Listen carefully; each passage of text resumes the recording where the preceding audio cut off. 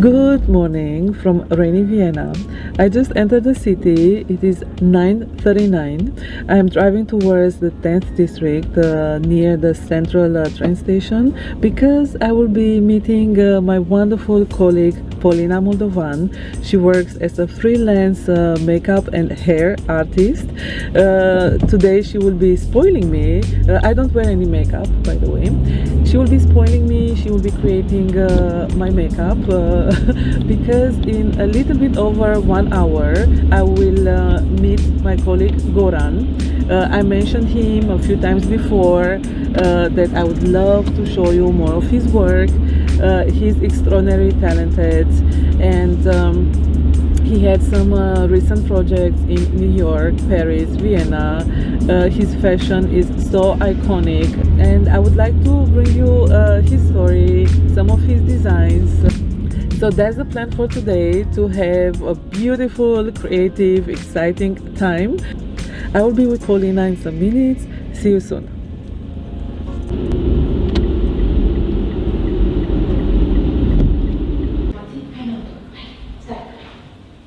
Good morning, Paulina.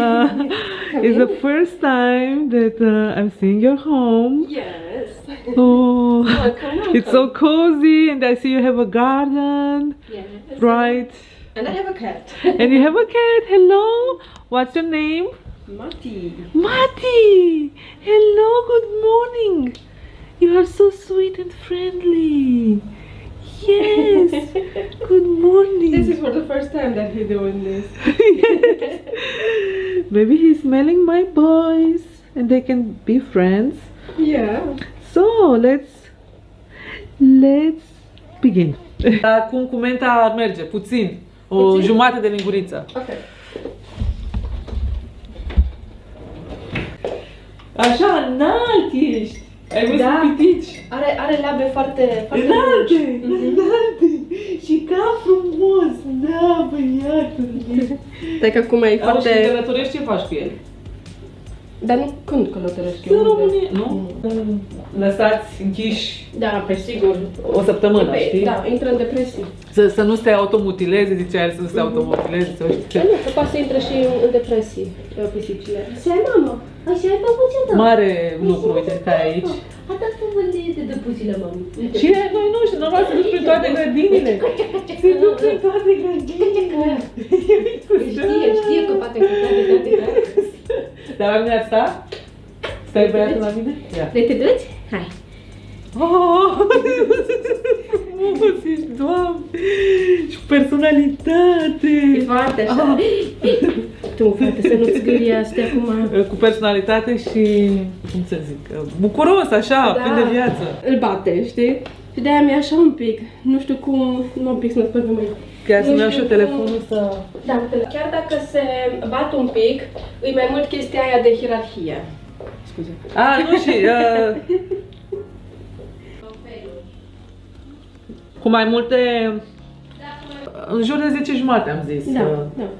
Da, știi, vezi cum e cu timpul, că dacă e trafic și adică să nu te stresezi, să nu te grăbești, dacă ajungi la 11 e bine. Eu o să fiu în jur de 10 acolo. Și eu de obicei vin mai devreme. Am uitat parcă și să pun. Că n-am mai văzut, n-am parcat acum fără. Poți să-l lași deschis.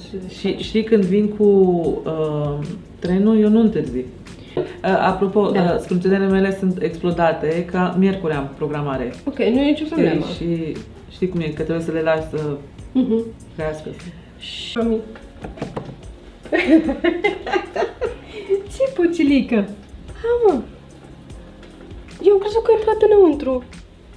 Nu, pașcion care intră el pe dincolo. Numai că a fost și aici, așa acolo închis. Și? Și uite, astea arată destul de naturale. Da. Ori astea, ori astea. Pe care, alea mai mici. Astea? Astea. Da, astea. Astea sunt mai lungi, astea sunt un pic mai scurte. Da? Mie e indiferent. Ok. Nu închide, te rog, numai te uiți în jos.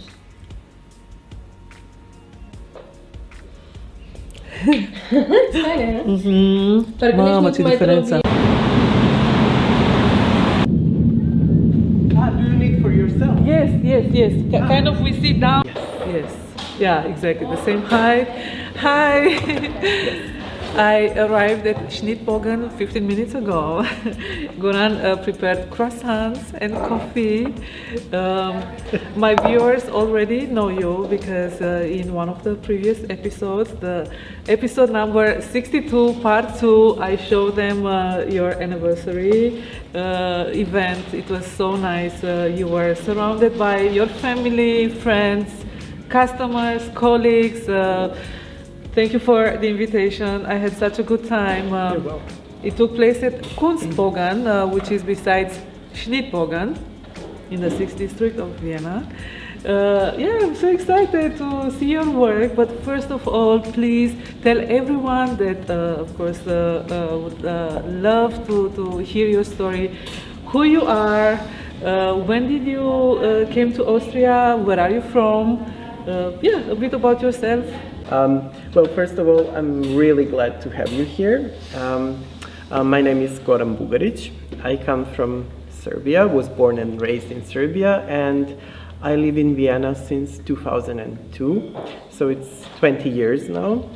And I started my own brand in 2012, so I just celebrated, like you said, 10 years of my Bugaric brand, and yeah, I'm gonna be 40 next year. I don't know if that's important, but I'll just throw it out there.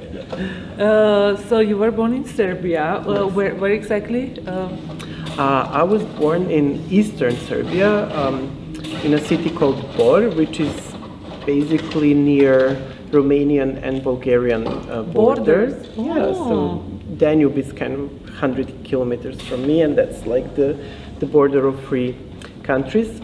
And I was also born in the minority of Valachian, so I'm not just Serbian, I'm also Valacha, so I speak in a way a Romanian dialect, and my grandparents would speak it, and my grandma, so I learned to speak the dialect with them, yeah. Amazing, amazing. So you speak Serbian, you speak in dialect, you speak English, German.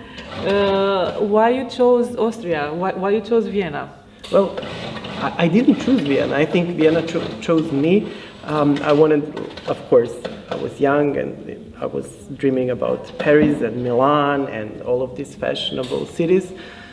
And back in the day, it was just the war in Yugoslavia just finished, so everybody was really stressed, and it was a huge collective trauma for us all. And I wanted to go to Paris and Milan, but my parents told me we just don't have money. So I was like, okay, I'm gonna stay home and do nothing. But then my mom was like, no, you have to go, you have to do something out of your life. And since I was always planning to do fashion, at the moment I didn't know what to do. And then a friend of mine approached me. She was studying in Vienna, medicine, and she told me, well, my sister is coming to Vienna, why don't you come to Vienna, Austria? And I'm like, but what should I do in Vienna? I don't know German, it's not like the most fashionable city, so, yes. And 20 years ago, anyway, so, but then she told me, yeah, but we can start in Vienna, let's see, you're gonna learn German, and then we'll see what's gonna happen, and you can study their fashion. And then, yeah, since I wanted to leave Serbia because I knew as a minority and as a gay man, I would definitely love not to live there. I thought I want to live somewhere where I can live completely and fully as who I am. Yes. And, yes. And yeah, so I decided to come to Vienna. So in a way, Vienna chose me. And at the beginning, I didn't like it. No. But then it took some years, and now I can proudly say Vienna is my home. It's interesting to say that you didn't like it, because usually people coming here, they see Vienna, of course, with new, fresh eyes, and they fall in love with it, with the city, with everything. Like in my case, after 1 year of living here, by the way, I also arrived here in 2002, the 5th of October, 2002. 8th of October, really? yes. Oh my God. On that day, it was the long night of the museums, and I visited with friends here. I loved it, as I said, the first year. But then, after 1 year, I was kind of a little bit starting to be disappointed by, let's say, the main society here. Exactly like you say, the lack of diversity or fashion opportunities. But then I said, no, I'm going to do it here. I'm going to live the way I wish. I'm going to adapt myself because, of course, there are many positives, especially in comparison to Bucharest.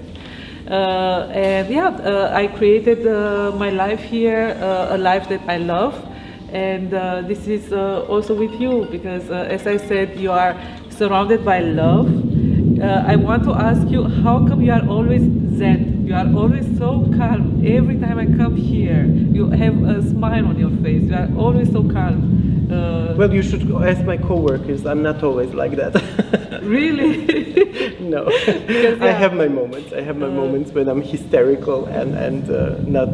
But you are balancing then. Well, I'm trying. By the way, if you hear a sound sometimes, it is the metro driving, passing by above us. I find it charming. It's city. We Very are in Vienna. urban, yes. It's very urban, exactly. So yes. Don't mind the sound. So, well, I love what I do, and for me, fashion is my safe space, and fashion is my home. And when I think about fashion and doing fashion, I think also about that love, and I try to feel it and to transport it. And maybe that's why that's why you saw me smiling, or that's how you spread such a good energy and love for everything around you, for people, for your work. You didn't know me before, and still you were always smiling with so much kindness and pleasure at me. And this is how people feel when they meet you. I would like you to tell us more about your work, about your fashion. I would like to approach here, so we will stand up now because I'm very curious to know how everything started. So we'll move closer towards your beautiful creations, and we will talk now about your dreams, about fashion, how it all started. Yes. So we are standing now very, very close to your beautiful creations. I would like to know how it all started. When, at which age you knew that you are attracted to fashion, to creation, to fabrics? Well, I must say I'm one of the lucky ones. I knew pretty much very soon. I was, I think, 5 or 6 years old when I started drawing my dresses and showing interest to fashion, or even smaller, but my mom tells me. I cannot really remember it, but my mom was always saying I always wanted to be only a fashion designer and nothing else. So I wasn't like the other boys wanting to be a, I don't know, pilot or anything. I mean, I was always aware that I'm gay, so I was always different, but fashion was always so fascinating to me. And my mom's mom, my grandma, who sadly passed by 7 years ago, was my biggest love and inspiration, and she taught me how to sew. And she was really supportive, and it was the kindest person you could ever imagine. And she gave me so much love and so much input, and she was also sewing herself because she got divorced, and when my mom and my aunt were 7 and 8, I think, and she started supporting herself by sewing and doing that kind of stuff for her neighbors and colleagues, and she had these 2 sewing machines. One was actually a wedding gift for my grandma. Wow. I think 1935, so it was one without electricity, just with the feet, and that's the first machine I started using because my grandma was like, "You want to sew? Let's teach you." So that was actually pretty soon. As a child, as soon I could sit and move the pedal, I started sewing. So it's basically my whole life. It's really heart melting to hear it. Back then, was there the notion of fashion designer, or were you thinking more about dressmaking or tailoring? Because those are separate, let's say, professions. So you can be specialized in fashion design and not really sewing. Yeah. Or you can, you can be a tailor and not doing designs. What was the notion back then? Well, basically, I wanted to be a dressmaker, to make the dresses. So because my first customer was Barbie doll, my mom was really very kind and bought me Barbies, which was a very unusual back then, and also in that part of the world. And so with the Barbie, I started making her some dresses and skirts, and I loved the idea of making the dresses, designing them, but also making them. The process. Yes. So I'm the one, and one of my favorite designers was Alaya Azadin, and he was also doing his dresses from scratch. And for me, it was fascinating to have this power to take a fabric, and transform it into something beautiful, a garment that people could actually wear on the street. And because of that fascination, I love every aspect of it. And for me, being a designer is being a tailor, being a seamstress, being drawing and doing the pattern making and being a pattern maker. So for me, it's the whole package. I just don't separate it in my personal. It's your identity. Yes. And so you went to school. I know that you told me that your professor was also very supportive. You were in a very good class. Your colleagues were amazing. So what school was it? An arts school or? Well, I had to move at the age of 14 because the fashion school was in South Serbia, so I needed to stay in internat, which was really brave back then because I was my mama's son, and I was really in a way spoiled because also my grandma, and then I had to move away from home. But fashion was my love, and I said, I need to do this. And I remember first year of school, I was crying every day, I think, because I missed my family. But at the same time, I loved fashion, and it was my choice. Nobody was forcing me. My mom always told me, you can come back home, you know. But anytime, that was, yes, but it was my choice. And the school was in South Serbia, in Leskovac. This was the first textile school in Yugoslavia.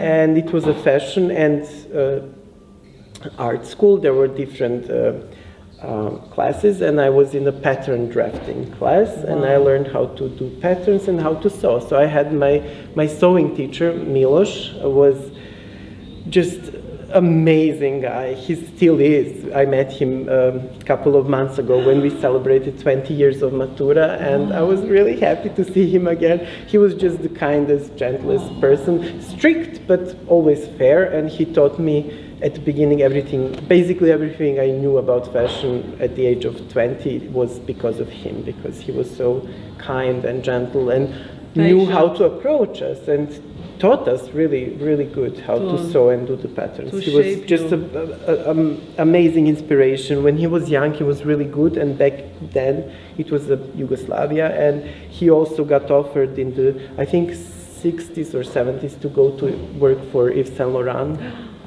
or Dior, I'm not sure. But he said no, because he loved teaching and he loved being surrounded with students, so he stayed basically, and I'm really lucky that I had the privilege to learn from somebody that kind and generous. He was happy to pass on his knowledge, and you chose so good. You chose pattern making, because I find it gold. I find it the basis of everything. If the pattern is wrong, no matter how much work you put into sewing, it will decorating or whatever. Exactly. Nothing will work out. Nothing will look good. So pattern is gold. Yes. So I'm so excited. Apropos pattern. Yes, it's so wow. I'm so excited to touch your creations, but. So you came here 20 years ago. You established your label. Bugaric is your family name. Yes. Yes. 10 years ago here in Schnittbogen. Yes. I see how good you feel here, how good you work here.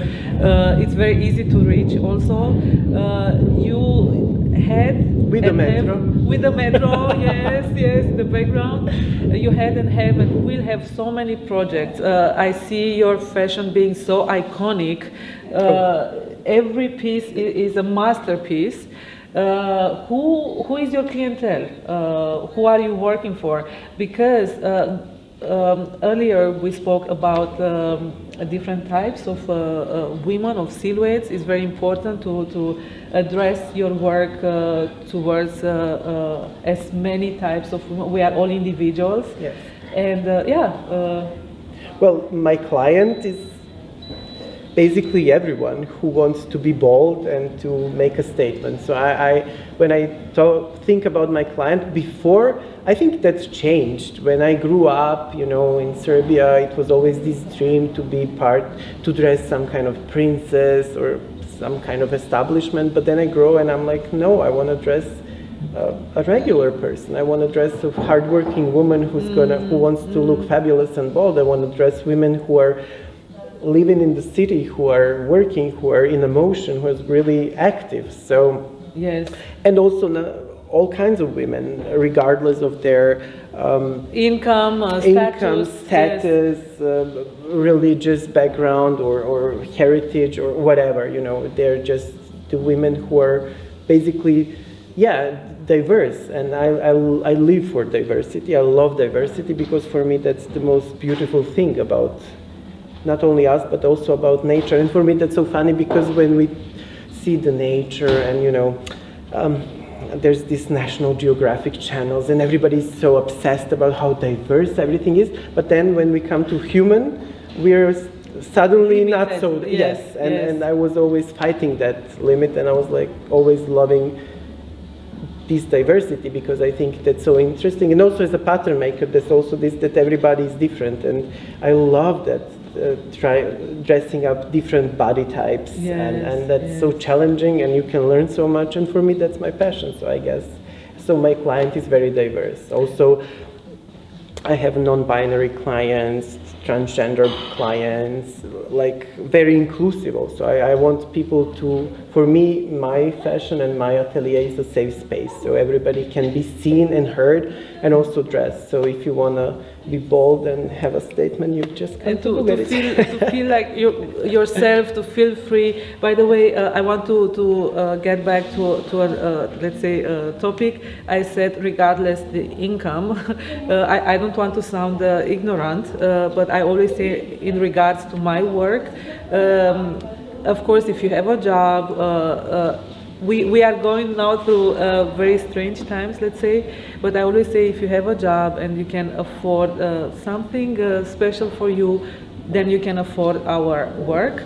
Yes. Yes, because it also depends. I mean, I also make accessories sometimes. I have my new Logomania bag, which is also, if you cannot afford to make a ball dress or ball gown, you can have a T-shirt, or so there's different products. So I think, and for me that's also important to just be affordable to everybody, so that people feel okay. I can come to you and I can have some Bugaric piece, and absolutely, to have a little piece of our soul, of our work.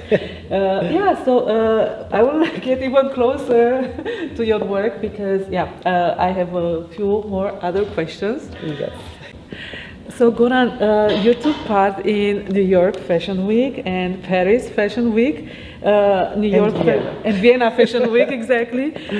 New York Fashion Week took place before Paris, or? Yes, it all started with New York in 2021. It was September. It was supposed to be in 2020, but then Corona and pandemic happened, so we had to reschedule and reorganize. And I'm really happy about it because then I did another collection, which was even more bold and spectacular. Yeah, I mean, it was very colorful, and that's interesting because New York was more street style, very colorful. I worked with different people from Vienna, like Stefka from Fabric, which she was doing screen prints. Then I did Atelier Renate Hauska was doing plissés. So I tried to incorporate, Viennese people and to represent in New York what we are capable of doing in Vienna. The crafts from here. Yes. And then it was very street style. But then to Paris, this is one of the dresses that I used by Paris Fashion Week. It was more like, you know, these Paris chic dresses, colorful, kind of fragile, a lot of lace. Delicate, tough, but yes, delicate but bold at the same time. Oh, yes, And substantial. Yes, and it was also called "Don't Call Me Babe," which is kind of a quote. I don't know if people remember the '90s. There was this very trashy movie with Pamela Anderson, and there was a quote: "Don't call me babe, call me barbed wire," and it stuck to me. And I wanted also to represent basically the paradox, because I wanted to represent sheer dresses, very fragile materials, and also to show that type of woman, to be free, to look fragile, to look sexy, to look feminine, but that shouldn't be mistaken for being weak. Yes, which people vulnerable. often, yes, because people usually think if you're dressed a certain way, you're also being weak, and that's not my idea about women. I think women are strong. Yes. But it was also this.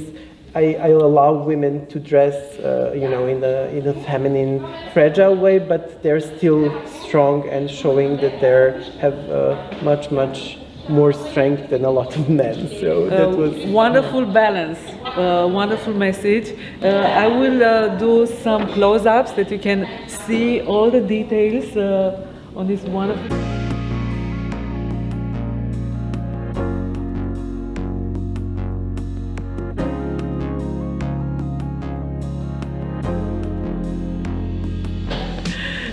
And what about this beautiful creation here? Wow.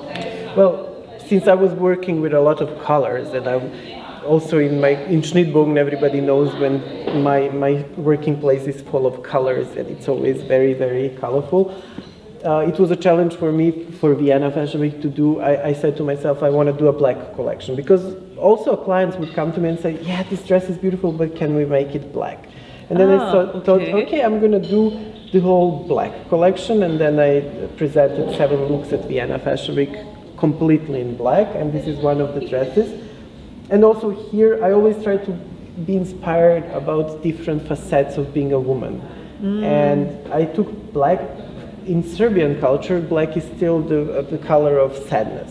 So when somebody dies, you wear black and mourns. Yes, and mourning. And I thought, okay, for me, it's important to have this emotion, and I took this sadness, the mourning, and also personal and collective traumas, but I wanted to make it to something beautiful, to not stay in the position of victim, but to raise and to be bold and fantastic and fabulous and strong. To take the inspiration from this sorrow and this pain, and to make it to something fabulous. And that's also how I wanted to represent women wearing black, you know, being bold, strong, like a superhero. Being alive. And this is one version of it, because it has these very feminine elements. And we talked about pattern making. I always try to drape, but then I come back to this very shapy. So there's a lot of pattern making here, and I also like the idea of having kind of references to undergarments, but to have it as a dress outside the layer. Yes. Goran, in a short summary, how do you see, because of course there is a big difference between Vienna, Paris, New York. In a short summary, how did you perceive the three capitals, the fashion capitals? Because fashion is happening here as well in Vienna. I'm not going to ask you necessarily about the differences, because we know the differences, but tell me about your experience in a few words in the three places. Well, for me, New York was just amazing. I love the city. For me, New York is diverse, but it's the nature of the city. It doesn't try to be diverse. It doesn't. It is just diverse, and you see it in every aspect. You just go to the yes, it's not forced. It's just the city is like that, and you feel that kind of energy. It's really inspiring, and I love that about New York. Also, models were just completely different, diverse. It was a dream come true for me as a designer. Paris was on the other hand, Paris, which I thought was going to be the highlight, was in a way still stuck to this very, very strict model kind of look. The models were thin still. It was more rigid. So it was kind of more conservative. In a way, it was different, funny mix. I thought Paris is going to also be so fabulous, but in retrospective, I enjoyed New York completely. Paris was nice, but it was nice on a personal level because I was there and I had my colleagues with me from Schnittbogen, so we had amazing time in Paris. So this was really satisfactory. But on the fashion business, it was still New York is my favorite, and then Vienna. Vienna is my home, and I thought I'm gonna also do a show in Vienna where I can invite all of my friends and customers and people that I truly love and love me. And that was the highlight in Vienna, was actually people, not the fashion show, not the whole background. There's still a long way to go for Vienna, but the community was there and the love was there, and I felt it, and that was something that I missed, being away from home when I was presenting in Paris and New York. So I had my community and I had complete control over the models, so I choose very diverse models, my muses that I love truly. So that was, every city had a different highlight in a way, and energy. Before I'm going to try one of your creations, you should choose one for me. I would like to know about your future projects. I know that you are teaching. Yes. Yes, so you are teaching, and what are your future plans? You celebrated the 10 years. Let's say, if I make there for the next 5 or 10 years, what would you like you to, I don't know, to reach with your passion, with your work, the messages, the changes that you would like to see and to do here in Vienna? You'll be staying in Vienna? I'll be staying in Vienna. I mean, that now definitely this is my home, and I want to bring also the world to Vienna, and sometimes you have to be the change that you want to see in the world, and I'm staying here, I'm going to stick to my ideas, I'm going to represent and try to do that the best way I can. And the plans, I don't know, I think for the first 10 years for me it was like, showing people who I am, letting people know me better. And now the next 10 years, I'm gonna be more concerned about my message spreading in more vividly, more to touch. And to have to be even more professional, to be even more diverse, and to do the projects that are completely 100% me. And to, in 20 years celebration, I always make a joke that I want to have a huge fashion show at Schönbrunn. So wow, yes, absolutely. That's the plan, but I don't know what's going to happen. Everything, you say it's so meaningful and thoughtful, and as I said before, you have a big love for people. And if I can add, I would love also to, because I'm teaching in a high school, Michael Boyan, HLM V9. I also try to inspire young people to do the fashion, because fashion business is so diverse also. You don't have to only be designer, pattern driver, you can be so much, especially nowadays with social media and new platforms.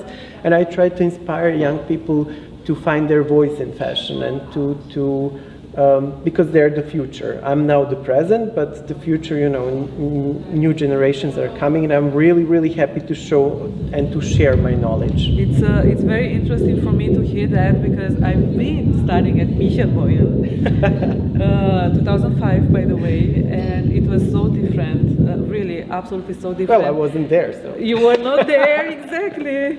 We had Frau Kerstin, and we were not allowed, I don't know if that was good or bad, but we were not allowed to do homework.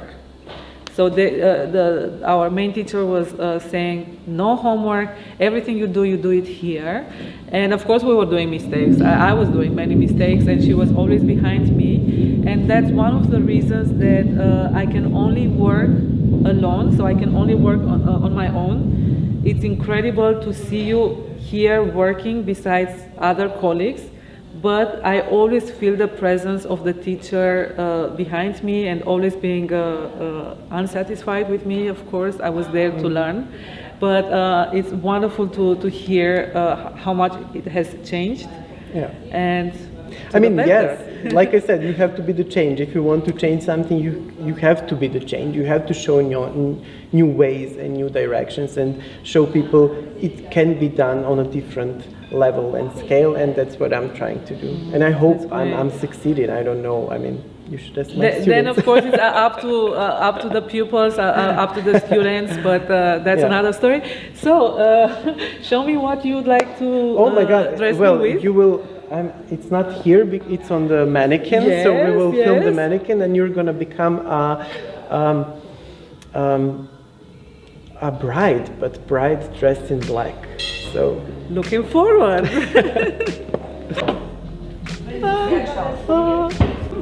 yes.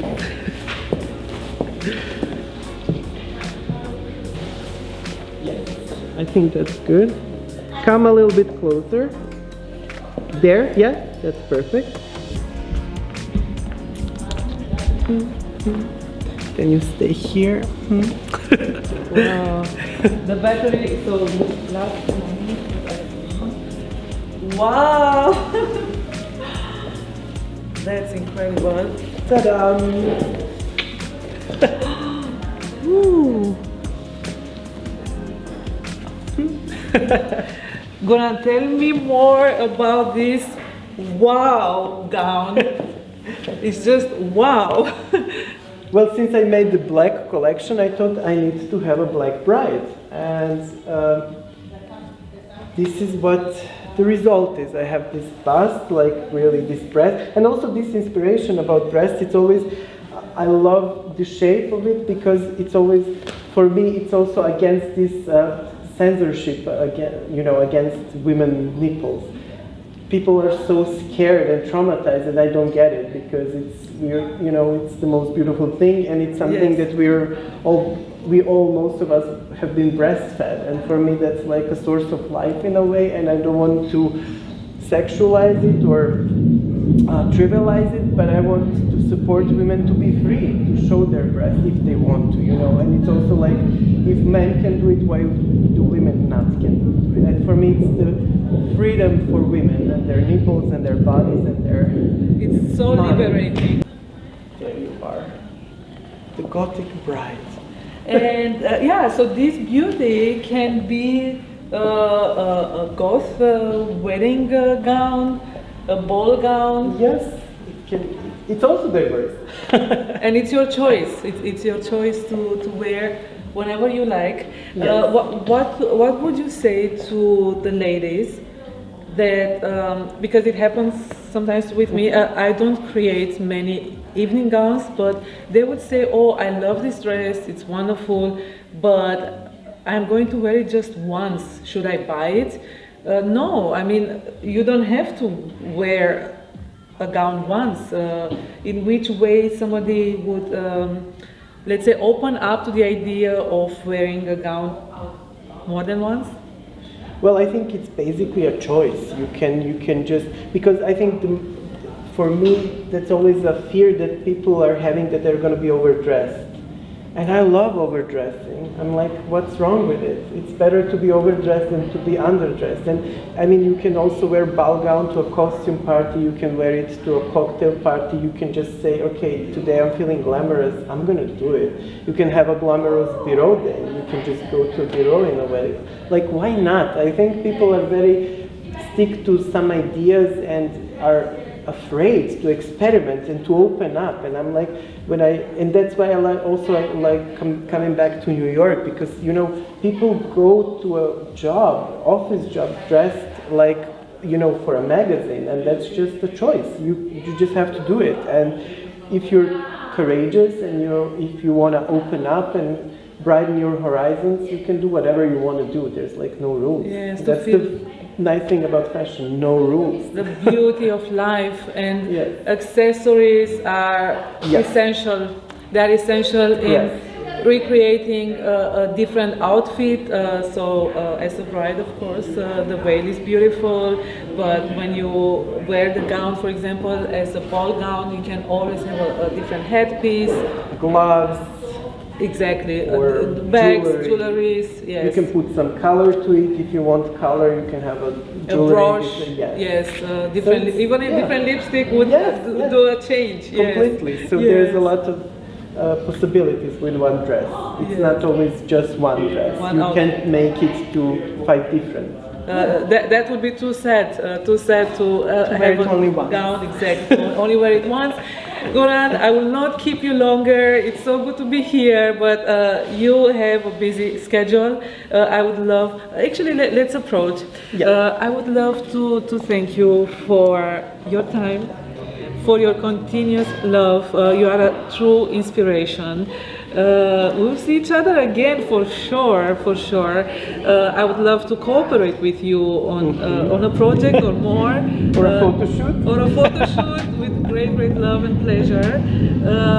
Our viewers, I'm sure, fully enjoyed the visit here. Thank you, my queen. best. I'm really honored and grateful that you've been here, and it was a pleasure for me. Sometimes you work, but this is just pure love and pleasure, and thank you for having me. And I hope you're gonna enjoy what we created together. Yes, we kiss you. Have a beautiful day. Until soon. Bye. Bye. Thank you. Molto bene. And, piacere.